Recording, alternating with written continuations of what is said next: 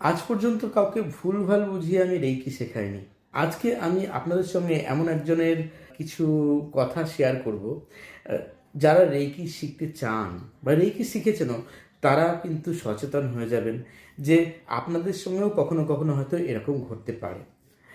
একজন আমার কাছে এক ছাত্রী বেশ অনেকদিন আগেই আমার কাছে হোলিফায়ার রেইকি শিখেছিল, first and second degree complete.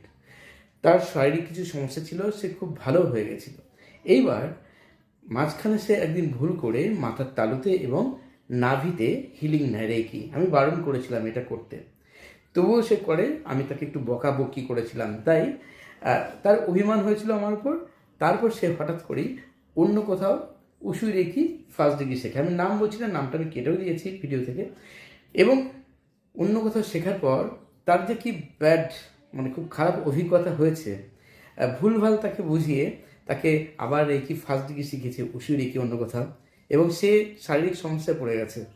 এখন সে বুঝতে পারছে, সেই স্টুডেন্ট, সেই ছাত্রীটি, যে সে ভুল করেছিল। এখন সে বারবার করে ক্ষমা চাইছে। তাই ভিডিওটি প্রথম দেখুন, তার সাক্ষাৎকারটা শুনুন, তার হোয়াটসঅ্যাপ বার্তাও আমি সংক্ষেপে দিচ্ছি এখানে, তার ভিডিওর কিছু অংশ দেওয়া থাকবে। আমি বলতেছি যে আপনার কাছে প্র্যাকটিস করার পর আমার এরকম কেন হচ্ছে, আমার হাতে যন্ত্রণা হচ্ছে, আমার সেলাই লাগছে, মাথা ঘুরছে, আমার এরকম কেন হচ্ছে। উনি বলছে আমি কি করে বলবো। আমি বলছি যে আপনি কি করলেন যে আমার এরকম সমস্যা হচ্ছে। তখন বললো যে আমি জানিনি। ঠিক আছে, কিছু বলেনি, ফোনটা রেখে দিল। সুতরাং বলবো, ভুল করেও কেউ উল্টো পাল্টা গাইডেন্স নেবেন না, একটু যাচাই করে নেবেন। ওই হঠাৎ করেই কম টাকায় কেউ রেখে শিখেছে, খুব কম টাকায়, আপনারা অনেকে লোভে পড়ে চলে যান, কিন্তু এটা ভাবেন না যে সঠিক গাইডেন্স সেখানে পাবেন কি না। একসঙ্গেই 8জন 10জন মিলে যদি ক্লাস করা হয়, একসঙ্গে একটা গ্রুপ ছবি শেয়ার করা হলেই সব জায়গায় কিন্তু সঠিকভাবে শেখানো হয় না।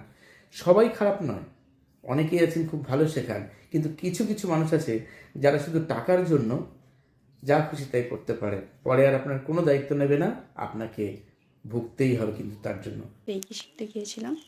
এবার আমি 2000 টাকা উনি বলতে আমি খুব খুশি হয়ে গেছিলাম যে 2000 টাকায় শেখাবে, তাহলে অনেক কিছু শেখাবে। তারপর দেখলাম উনি আমাকে শেখানোর মানে অ্যাটেনমেন্ট দেওয়ার পর থেকে আমার মাথা ঘোরা, আমার প্রেশার, এই যে হাতের এই শিরা ফিরা আমার লাগছে, তারপরে আমার আরও অনেক রকমের প্রবলেম সৃষ্টি হয়ে যাচ্ছে, মানে সমস্যা সৃষ্টি হচ্ছে। ঠিক আছে, এবার আমি হচ্ছে এবার উনির কাছে শিখে গিয়ে উনিকে বলছি যে আমার এই প্রবলেমগুলো হচ্ছে, আমি কী করবো। উনি আমাকে কোনো রকম করছেন, মানে কোনো গ্রাহ্যই করছেন। ঠিক আছে, এবার আমি বলি আমি তো আপনার কাছে টাকা দিয়েছি, তাহলে আপনাকে টাকাটা রিটার্ন করে দিন, আমি আপনার কাছে শিখবো। উনি বলছে রিটার্ন তো করা যায়নি। তখন এবার দেখি উনি ছবি, মানে ওই যে প্রত্যেকটা পয়েন্টে যে ছবিগুলো হয় না, সেই ছবিগুলো দিয়ে বলছে ওইটা প্র্যাকটিস করো। আমি বলি কেন, অজয় স্যার তো কি সুন্দর ভিডিও করে পাঠিয়েছিল, সেই ভিডিওটা ভিডিও না দিলে প্র্যাকটিস করবো কী করে। উনি বলছে না, ওইভাবে কেউ কখনো শেখে, ওই ভিডিও করে কেউ কখনো শেখে, ওই ছবিগুলো দিয়ে ছবিগুলো যদি মানে ওই ছবিগুলো থেকে শিখে। আমি বলছি না, আমার ওইভাবে প্র্যাকটিস আমার ভালো লাগছে না, আপনি একটা কাজ করুন, আপনি রিটার্ন টাকাটা পাঠিয়ে দিন। আমি উনিকে বলেছিলাম। উনি বলছে না, টাকা তো দেওয়া যায় না। আমি শুধু একটাই কথা বলবো সবাইকে, আমি এতদিন পর আমি বুঝতে পেরেছি। আমার ওই ছোটো মেয়েটা আমাকে বলছে যে মা, তোমার অজয় স্যারই ভালো ছিল, উনি তো তোমাকে গাইড করতো, উনি তো তোমাকে ভালো করে দিচ্ছে। আমার অ্যাসিডিটি ভালো হয়ে গেছিলো উনির কাছে শিখে।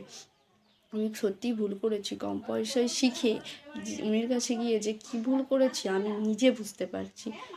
অজয় স্যার সত্যিই ভালো, আমি সত্যিই ভালো মানুষ। আমি যে ভুলটা করেছি, সেই ভুলটার জন্য আমি ক্ষমা চাইছি স্যার, আমাকে মানে ক্ষমা করে দেবেন। ঠিক আছে, আমি এতদিনে বুঝতে পেরেছি। আমার ওই বাচ্চা মেয়েটা আমার চোখে আঙুল দিয়ে রেখে দিল আমার ভুলটা, যে মা, তোমার প্রথম স্যারই ভালো ছিল, তুমি দ্বিতীয় স্যারকে বেছে ভুল করেছো টাকার জন্য। ও আমাকে বলছে। আমার মাথায় তখন সত্যিই এলো যে সত্যিই আমার মেয়েটা ঠিক বলেছে, আমি ভুল করেছি, সরি, আমি সত্যিই ক্ষমা চাইছি। তাই সচেতন হন, তাই আজকে এই ভিডিওটি আপনাদের সঙ্গে শেয়ার করলাম।